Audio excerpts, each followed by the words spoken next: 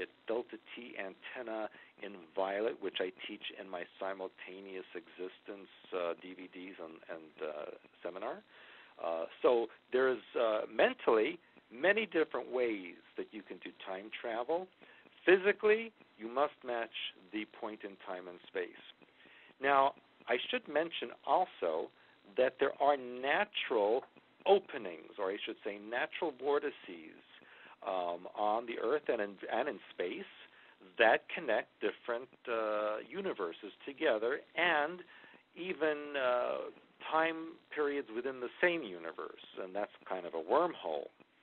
So, for example, the Bermuda Triangle in the Atlantic, the Devil's Triangle in the Pacific, the Lake Michigan Triangle here at Lake Michigan. There are various points here on this planet where you can just actually enter into a particular location and come out in a different location, because that is the way that you would travel naturally in a vortex.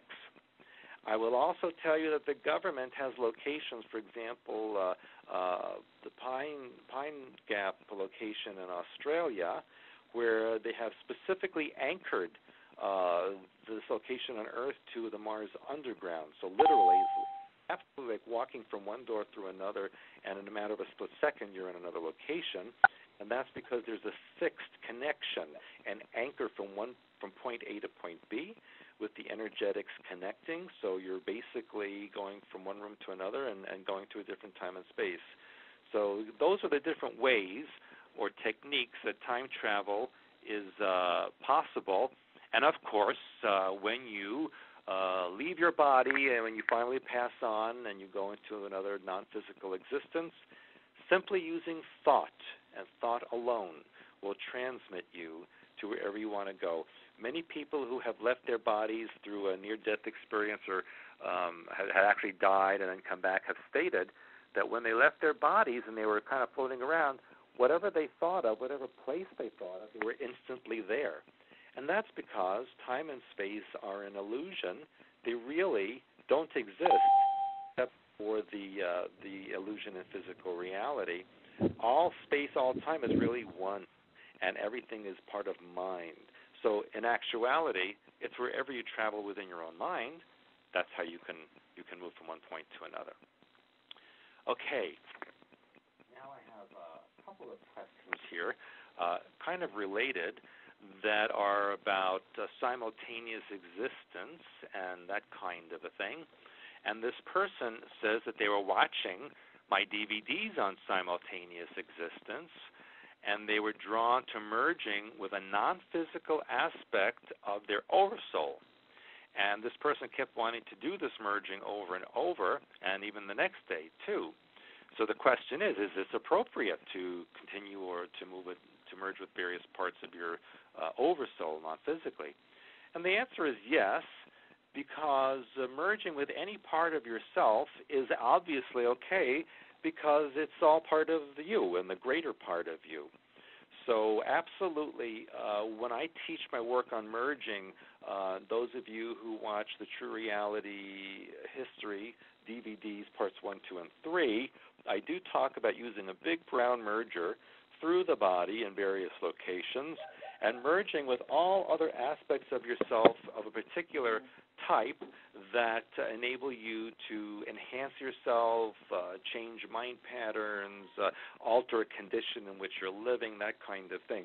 So not only can you merge with the non-physical within your oversoul, but you can also merge with any physical alternate reality in which you exist, as long as you specifically state and think of which one.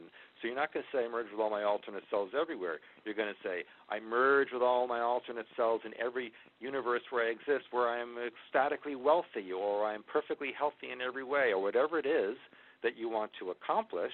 You merge with that, and you have to be very specific, because it is like a formula, and the universe and your oversoul will do whatever you say. And if you're not specific, you might get something else. And remember what the great Gatsby said, be careful what you wish for, because you just might get it, and maybe a little bit more.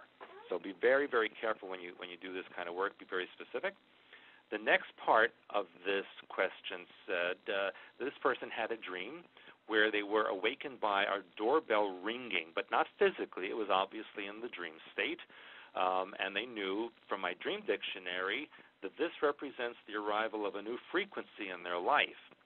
Well, a few months later, exactly 3 months later to the day, they had another doorbell ringing, and they thought of a person with whom they're in a relationship, and they thought that perhaps this person was going to be more serious with them, and the person asking the question wanted to know, well, is this true? Am I fooling myself? Is it programming, self-sabotage? What is this? Well, the answer is it could be any of the above. It could be programming. It could be part of your self-sabotage. But when you hear doorbells ringing and you hear it exactly 3 months to the date and there's this kind of a sequence or pattern to it, this means that there is a new frequency coming into your life, and you should be doing your release work, growing up the child within, all these basics that I have mentioned to you earlier in this teleconference, so that you clear out the closet, so to speak, to allow room for the new frequency to enter in. You know, it's when you go shopping for new clothes, you need a place to put it, and before you can do that, you need to get rid of your old clothes.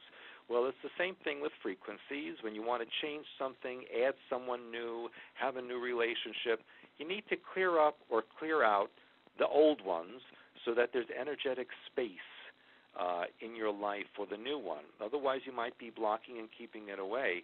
And perhaps when this person had dreams consistently, especially in a 3-month time sequence of the doorbell ringing, maybe Oversoul was saying to the person, hey, you didn't get it the first time. Maybe you need to wake up again and listen to the bell ringing and make some changes. So I think that's basically what was going on with this person. Need for change. Pay attention to these things when it happened.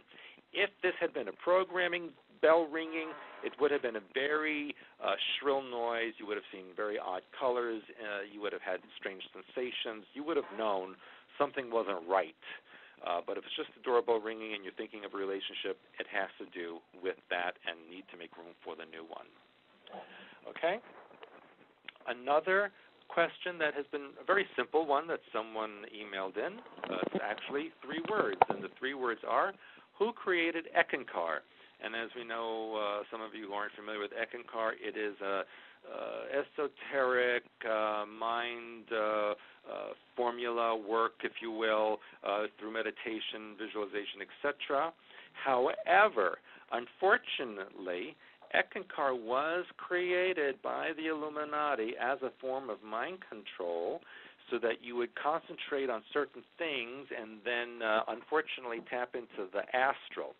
And so that's what, unfortunately, Ekankar is. Yes, there are some very good aspects to it, as in all disinformation. There's always a lie in the middle or on the ends, but truth surrounding or inside, so you get kind of hooked into the truth part. So you have to be careful. I would say if you stick to your own hyperspace work and do your own thing with that, you're better off than belonging to any kind of specific philosophy or almost a religion or that kind of thing. Okay? Another question that has come in relating to the planet Nibiru, which was destroyed in April 2003. And I had mentioned that back then that there were some surviving Anunnakis who took shelter underground in Mars. And the question that this person is asking is, are they still a threat to the human race?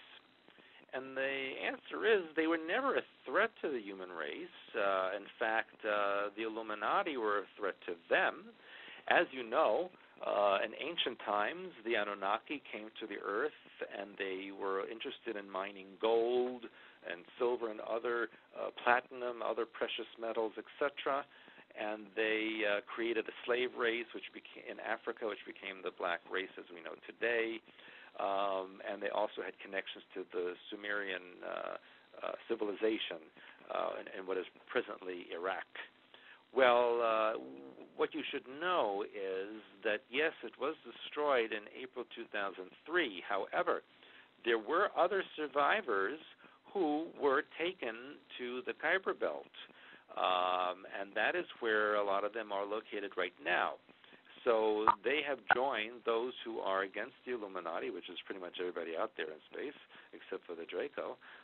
They are out there with the Kuiper Belt beings as part of this massive buildup that's out there. And for goodness sake, there's maybe hundreds, if not thousands, of different races out there, most of which have never been seen or witnessed before, many of which come from other spaces, other times, other universes. So, they're still out there. There never have been a threat, the Anunnaki. They were just actually coming to reclaim what they had created, and the Illuminati didn't want them back here, so they destroyed Nibiru. Contrary to what you might see out there on the Internet now, talking about this 10th planet that's coming in and all of these things, this is false information. In fact, I just saw information that was sent to me from Germany a couple of days ago stating that the U.S. said that there's a planet named Xena, which is out there, which is really a little object in the Kuiper Belt. It's not a planet. So there's a lot of disinformation out there, and basically just know that Nibiru no longer exists. Another person wrote in a personal question about their complex archetype that was done for them. And the archetype was for releasing the past. As you know, we do complex archetypes specifically arranged for the person to accomplish whatever it is the goal that they're looking for, relationships, releasing the past, what have you.